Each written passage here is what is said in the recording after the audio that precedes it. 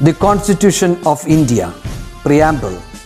We, the people of India, having solemnly resolved to constitute India into a sovereign, socialist, secular, democratic republic and to secure to all its citizens justice, social, economic and political, liberty of thought, expression, belief, faith and worship, equality of status and of opportunity, and to promote among them all fraternity, assuring the dignity of the individual and the unity and integrity of the nation. In our Constituent Assembly, this 26th day of November 1949, do hereby adopt, enact and give to ourselves this Constitution.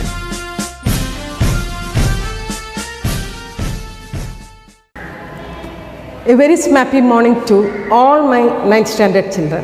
So how are you all? Take extreme care of yourself. Situations are very unfavorable, so give top priority to your health. Drink lots of warm water. Give priority to the food you take and take care of yourself. So today the topic which we are going to discuss is oxidation number. It's going to be the continuation of what we discussed in our previous topic. I hope all of you have watched the videos and it won't be tough for you to follow me this week also, isn't it? So last week what did we discuss? It was about oxidation and reduction, isn't it? We started the chapter with law of conservation of mass, which says that atoms can neither be created nor be destroyed. So the amount of reactants will always be equal to the amount of products, and thereby the number of atoms in the reactant side and the product side is going to be the same, isn't it? We had discussed a few examples also based on that. After that we saw what is oxidation and reduction, and we also learned to identify the atom which is oxidized and reduced. We could identify which is the oxidizing agent and the reducing agent. We learnt it through two methods. The first method is by the loss and gain of electrons, and the second method was based on, yes, the oxidation number. What is oxidation number? Oxidation number is equal to valency, but other than valency, that is a number, it carries a charge also, either positive or negative. So oxidation number is a number as well as a charge. Okay. Now that we have understood what are redox reactions, what are redox reactions? Redox reactions are reactions where reduction and oxidation takes place simultaneously. Now, in a given compound, how can we find out the oxidation number of an element whose oxidation number is not given?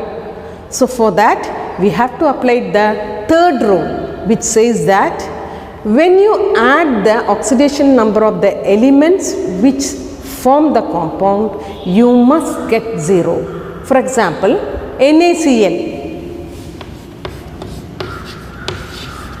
What is the oxidation number of Na? It is +1. And oxidation number of chlorine -1.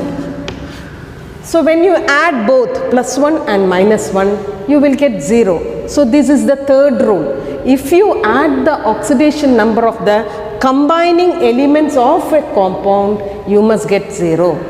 So we have a table in your textbook where the oxidation numbers of some elements are given in the table. You have to memorize this. Sometimes in questions the oxidation numbers will be given within brackets, sometimes it won't be given.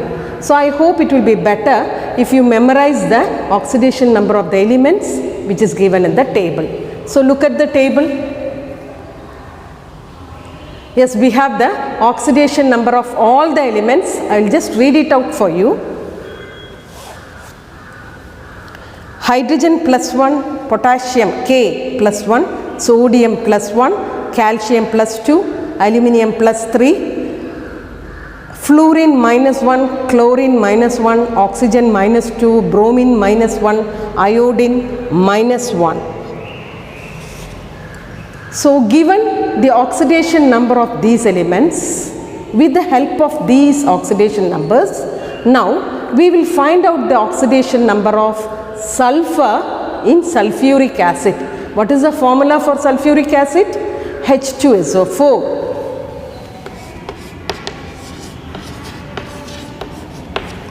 So in this we have the oxidation number of hydrogen and we also have the oxidation number of oxygen. So can you verify your book and tell me?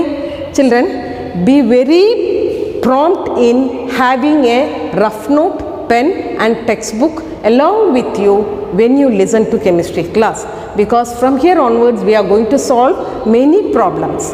So always whenever you see the video, carry a rough pen and textbook with you. Okay. Now looking into the textbook, tell me what is oxidation number of hydrogen? Yes, +1. And what is the oxidation number of oxygen? -2. Now we have to find the oxidation number of sulfur. Since we do not know the oxidation number of sulfur, we will mark it as X. Okay. Now we are going to find out the oxidation number of sulfur given the oxidation number of hydrogen and oxygen. Now here how many hydrogen atoms are there? 2 hydrogen atoms are there. Oxidation number of one hydrogen is +1. So for 2 you have to add 2 times, or 2 into +1, isn't it? Now we are going to add all the oxidation numbers. When you add the oxidation number of all the elements, what should you get? You should get 0. So 2 into +1, isn't it? Oxidation number of hydrogen. Sulfur, the oxidation number is X. We are going to add it, okay? And for oxygen, the oxidation number is -2. But how many oxygen atoms are there? 4 oxygen atoms are there. So 4 into -2.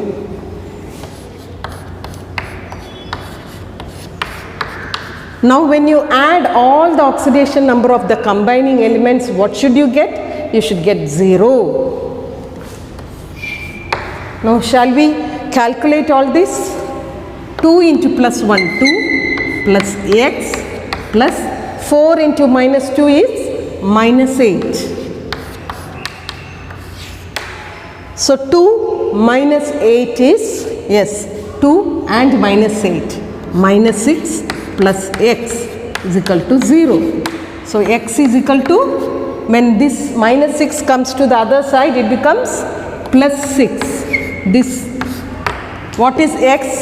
X is the oxidation number of sulfur.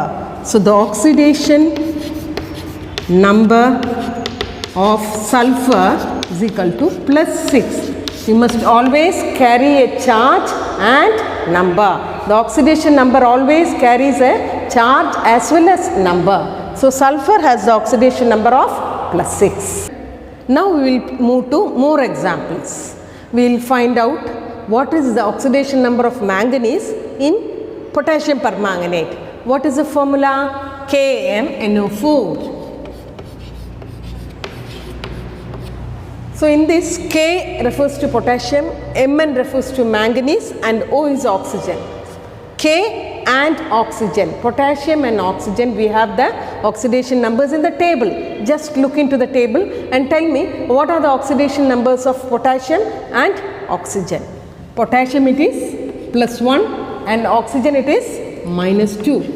We will have to find out the oxidation number of manganese, which we don't know. So we will name it as X. Now the rule says that when you add the oxidation number of all the elements in a compound, you must get a 0. So shall we add? Only one potassium, so I have written +1, okay? Manganese, only one manganese is there, so 1X. And oxygen, -2 is the oxidation number, but you have 4 oxygen atoms. So what you will do? 4 into minus 2.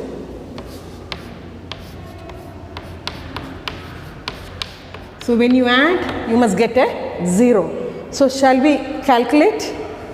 1 plus x plus 4 into minus 2 is minus 8 is equal to 0, isn't it? So 1 minus 8 is minus 7 plus x is equal to 0. So x is equal to plus 7. What is x? X is the oxidation number of manganese. So oxidation number of manganese is equal to plus 7. Okay. Now oxidation number of manganese is plus 7. You should not write 7. You should always put a charge in front of the number, because oxidation number is not only a number but also a charge, either positive or negative. Now we will move to more examples. Children, now we have 3 compounds here. Okay. MnO2, Mn2O3 and Mn2O7. In this we will find out the oxidation number of manganese in all the 3 compounds. Why are we repeatedly finding the oxidation number of manganese again and again? There is a reason. Shall we find out the oxidation numbers first? Yes. So manganese, it is X. Oxygen, it is minus 2. Okay. Now we are going to add it. X minus 2 is equal to 0. Here it is 4, isn't it? Minus 2 into 2, minus 4. X minus 4 is equal to 0. So X is equal to plus 4. So manganese, the oxidation number is plus 4. Here in MnO2, manganese has the oxidation number plus 4. What about Mn2O3? Here Mn, X and minus 2. Since we have 2 manganese atoms, we should write 2x. So 2x plus, why are we writing 2x here? Manganese, 2 manganese atoms are there. 1 manganese atom has got X as oxidation number. Since there are 2 manganese atoms, 2 into X, 2x. Plus 3 oxygen atoms, minus 2 is the charge. So 3 into minus 2, what is it? Minus 6. So 2x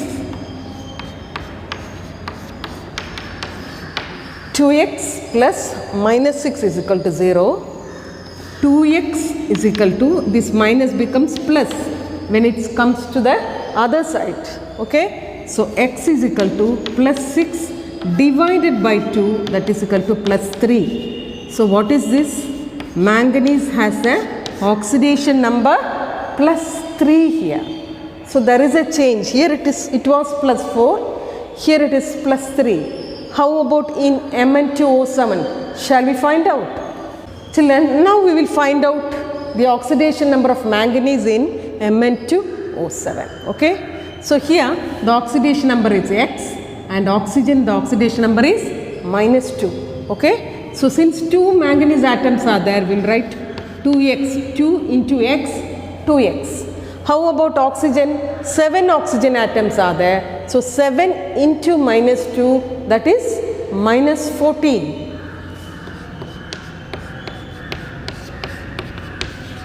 So 2x is equal to plus 14 and x is equal to plus 14 divided by 2, that is equal to plus 7. So what is plus 7? It is the oxidation number of manganese. So here you can see manganese has got 3 different oxidation numbers.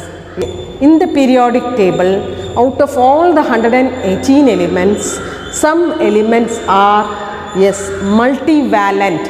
They have different oxidation numbers. These are the different valencies of manganese. So according to the compounds, they can change their oxidation states also. Okay. One more thing you have to remember along with this, in the case of ions, children, what are ions? You know very well what are ions. Ions are charged particles. So what is their charge? That will be their oxidation number. Shall we discuss some ions? Na plus. What is the charge here? plus 1. So the oxidation number is also plus 1. Okay. So Fe2 plus, that is an ion, cation. So what is the oxidation number? Plus 2. Cu3 plus, this is an ion, cation. So the oxidation number is also going to be plus 3. So in the case of ions, what is their charge? The same will be their oxidation numbers. Okay. Children, now you have learned to determine the oxidation number of elements whose oxidation number is not given in a compound, isn't it? So now we have a clear picture of what are redox reactions. Here we have taken a chemical equations, that is H2 plus Cl2 gives 2HCl. Now shall we assign the oxidation number for all these elements? Hydrogen is going to be 0. Chlorine is also 0 because they are diatomic molecules, and before reactions an atom is neutral. Moreover, these are molecules. Molecules are formed by similar atoms. That is why we call them as diatomic molecules. So the oxidation number is 0 here. For hydrogen it is plus 1 and chlorine it is minus 1. Now we can easily, by looking into this equation, we can easily say hydrogen, the oxidation number increases from 0 to plus 1. So that is oxidation reaction, and hydrogen is getting oxidized, whereas chlorine, the oxidation number decreases from 0 to minus 1. So that is a reduction reaction, and chlorine is getting reduced. So which is the oxidizing agent? Chlorine is the oxidizing agent, hydrogen is the reducing agent. So here in this chemical reaction, both oxidation and reduction are happening simultaneously. That is why we call them as redox reaction. What is redox? Red comes from reduction, ox comes from oxidation. So now you have understood what are redox reactions, isn't it? We will try to write 2 more reactions and then discuss about it.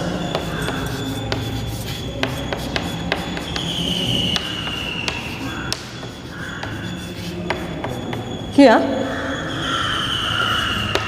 Mg plus F2 gives 2 MgF. Here what happens to magnesium?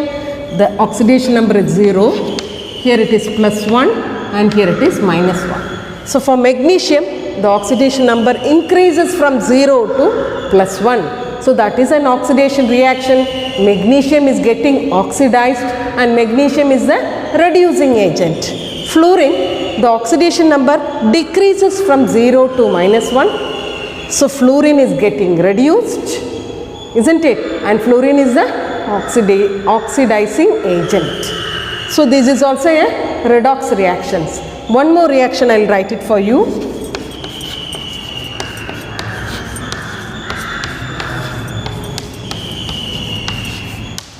So shall we assign the oxidation numbers here? Na it is 0, Cl2 0, plus 1 and minus 1. So for Na, the oxidation number increases from 0 to plus 1. So that is an oxidation reaction. Sodium is getting oxidized and sodium is the reducing agent. Chlorine, the oxidation number decreases from 0 to minus 1. So chlorine is getting reduced and chlorine is the oxidizing agent. So I hope you have clear picture of what are redox reactions. So that is all for this class. We will discuss the topic later. Before winding up, we will have a quick recap. Okay, what did we learn in this class? The first thing is we learned to determine the oxidation number of the missing element. In case the oxidation number of one element is not given, we can easily find out the oxidation number of that element, provided you know the oxidation number of other elements, isn't it? So what you should do, you should study that table which I told you earlier. Okay. So with the help of the oxidation numbers, you can determine the oxidation number of the missing element. How? By applying rule 3. What does rule 3 say? It says that when you add the oxidation number of all the elements in a compound, you must get 0. So with the help of this rule, we can easily determine the oxidation number of the elements. Okay. Then we had a clear picture of what are redox reactions. What are redox reactions? Redox reactions are reactions where reduction and oxidation take place simultaneously. That is what we call them as redox reaction. Children, always watch the videos with the textbook, rough and pen with you. Okay, otherwise you won't be able to understand the problems. So when I keep teaching, you can simultaneously write and see. Okay children, bye for now. We'll meet in the next video session.